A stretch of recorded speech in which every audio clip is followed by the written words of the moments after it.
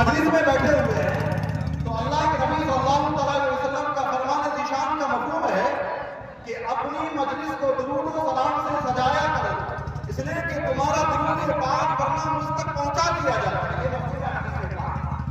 اور درود پاک کی فضیلت میں علامہ اسماعیل حقی رحمۃ اللہ علیہ بڑا پاک پیارا واقعہ نقل فرماتے ہیں۔ ایک عورت تھی، اس کا ایک لڑکا تھا، اس لڑکے کا بلوغیت کے بعد جب انتقال ہو گیا، وہ لڑکا بڑا گناہگار، اس کی قبر میں عذاب ہوئی۔ وہ عورت اپنے بچے کو خواب میں دیکھتی ہے کہ اسے اس کی قبر میں عذاب ہو رہا۔ پھر چند دن کے بعد وہی عورت اپنے بچے کو خواب میں دیکھتی ہے تو اس کی قبر کشادہ کر دی گئی ہے اور اس میں رحمت نور کی بارش ہو۔ وہ عورت اپنے بچے سے خواب کے عالم میں پوچھتی ہے کہ آج سے پہلے میں نے تجھے دیکھی تھی تو تم عذاب قبر میں مبتلا تھے، آج کیا بات ہے کہ تمہاری قبر کشادہ کر دی گئی ہے اور اس میں رحمت و نور کی بارش ہو رہی ہے؟ تو وہ بچہ خواب کے عالم میں جواب دیتا ہے، مر رجل بالمغفرۃ فصلی علی النبی صلی اللہ تعالی علیہ وسلم وعدا ثوابها للاموات۔ اس قبرستان سے ایک آدمی کا گزر ہوا، اس نے نبی کریم صلی اللہ تعالی علیہ وسلم پر درود و سلام پڑھا اور درود و سلام کا ثواب مردوں کو بخش دیا۔ اللہ تبارک تعالیٰ نے اس درود و سلام کی برکت سے تمام قبر والے کے عذاب کو ہٹا دیا۔ واہ سبحان اللہ۔ درود پاک کی فضیلت، آج درود پڑھا جائے، سلام پڑھا جائے تو کچھ لوگوں کو پیٹ میں درد ہونے لگتا ہے کہ سلام کیوں نبی پڑھ رہے ہیں؟ ارے سلام پڑھنا یہ قرآن کا طریقہ ہے، قرآن نے کہا ہے سلام علی ابراہیم، سلام علی موسیٰ و ہارون، سلام علی الیاسین۔ قرآن تو سارے بھیجے نبی کو سلام کرتا ہے، سبحان ربک رب العزت عما یصفون وسلام علی المرسلین۔ جب قرآن سارے بھیجے نبی کو سلام کرتا ہے تو ہم آپ سلام پڑھ لیں تو اس میں کون سی قباحت کی بات ہے؟ لہذا ایک مرتبہ درود پاک پڑھ کے اللہم صلی علی سیدنا شفیعنا حبیبنا نبینا محمد صلی اللہ علیہ وسلم صلی اللہ علیہ وسلم۔ اسلام سے پہلے کا زمانہ دیکھیے، دور جاہلیت کو دیکھیے کہ وہ زمانہ کتنا بھیانک تھا، ظلم و بربریت کا تھا۔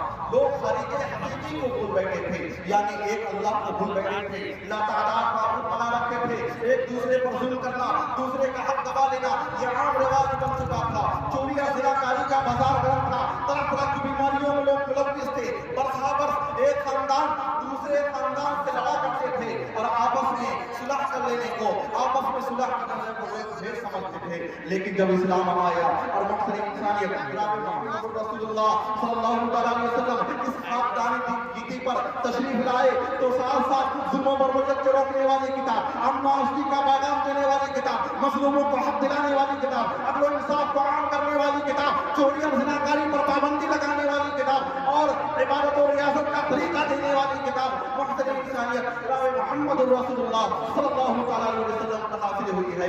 یہ وہی کتاب ہے جسے ہم قرآن حکیم کہتے ہیں یا قرآن مجید کہتے ہیں۔ یہ وہی کتاب ہے جو گھریلو نظام و طریقے بڑے واضح کر کے بتاتی ہے، حلال و حرام میں امتیاز پیدا کرنا اور الجھے ہوئے مسائل کو صاف ستھرا کرنا اس کتاب یعنی قرآن مجید کے اندر داخل ہے۔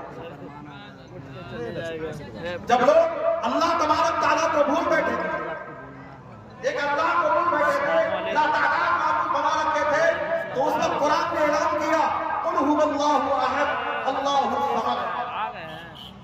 جب لوگ چاند ستون کو سجدہ کرتے تھے تو اس وقت قرآن نے اعلان کیا لا تسجدوا للشمس ولا للقمر۔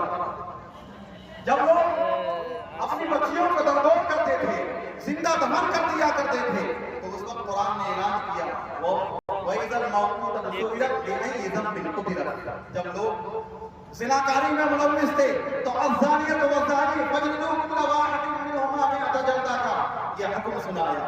الغرض یہ قرآن کے موٹے موٹے قوانین اور احکام ہے، اسلام کے احکام ہے، اگر اس کو اپنایا جائے، قرآن کے احکام پر عمل کیا جائے تو میں پورے وثوق کے ساتھ، میں پورے یقین کے ساتھ کہہ سکتا ہوں کہ امن ہی امن ہوگا، سکون ہی سکون ہوگا۔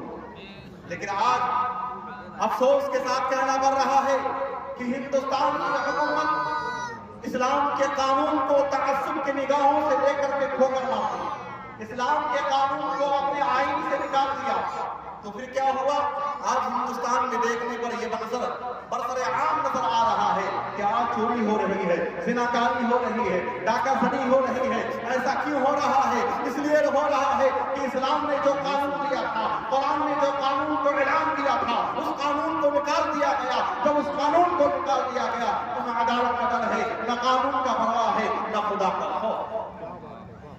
बुजुर्गों दोस्तों, अलगर्ज यह है कि कुरान मजीद के अहकाम पर अमल किया जाए तो मैं पूरे वसूल के साथ, बल्कि पूरे यकीन के साथ कह सकता हूं कि मुल्क में अमन होगा, सुकून होगा, अमन का माहौल पैदा होगा। बुजुर्गों दोस्तों, ये कुरान मजीद हम तक कैसे आया? इस नस्ल तक कुरान मजीद कैसे पहुंचा? सहाबाए कराम ने बड़ी मेहनत के साथ, बड़ी जिद्दोजहद के साथ हम तक कुरान को पहुंचाया। वाकया जो है